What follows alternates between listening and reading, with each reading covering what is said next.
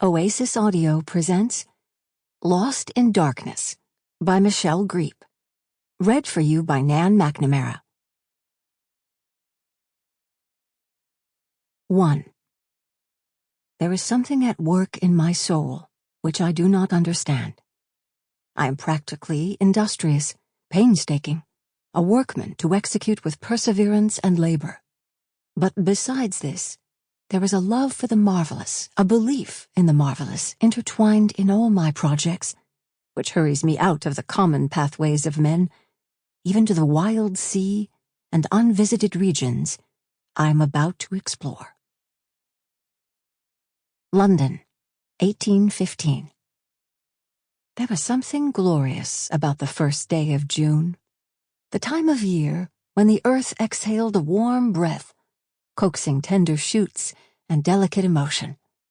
And for one blessed moment, Amelia Balfour surrendered to the wonder of it, lifting her face to the sunshine beaming through her bedroom window.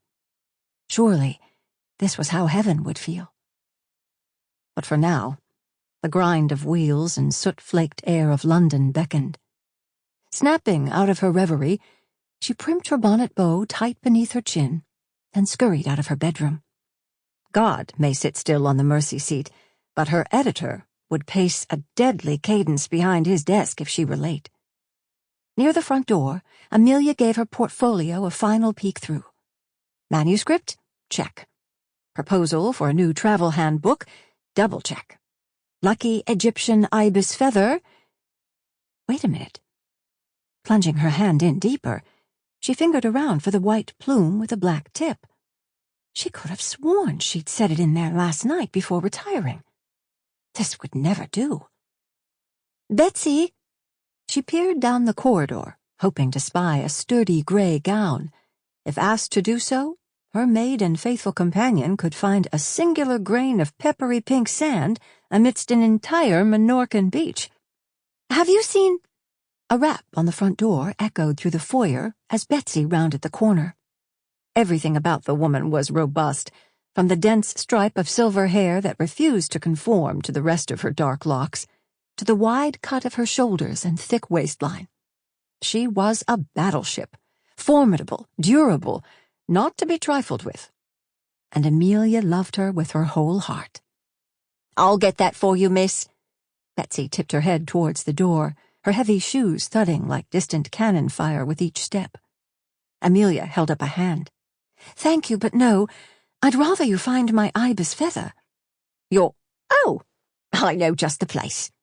With a snap of her fingers, Betsy turned on her heel, and Amelia turned to the door. A cadaverous man in a lawn green frock coat loomed on the stoop, sunshine glinting off his spectacles. Amelia blinked, not for the brilliance of reflected sunspots, but for the incongruity of seeing her editor at her home, instead of ensconced in his paper-strewn office. An unprecedented action, for Mr. Moritz never ventured outside the publishing house, save for a late-night dash to his home for a few hours of sleep. What on earth was he doing here? He dipped his head in a curt bow. Good day, Miss Balfour. Mr. Moritz. She tucked her chin in greeting. What a surprise. I was just on my way to see you. I suspected as much, but I felt a private setting would be more appropriate for our meeting. Her throat closed. This couldn't be good. Forcing a smile, she stepped aside. Do come in. After he passed, she retrieved her portfolio, then scuttled ahead of him.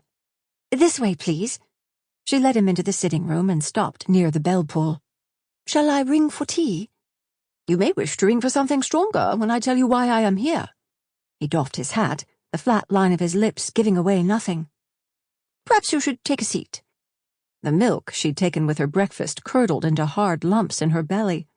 She'd been right. Only ill could come of a superior deigning a home visit to one of his writers.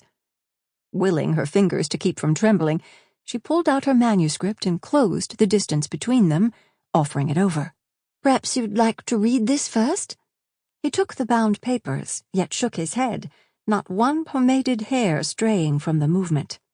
No need, Miss Balfour. I trust every I is dotted and T is crossed, for such is your perfection. With his Sample complete. Ready to continue?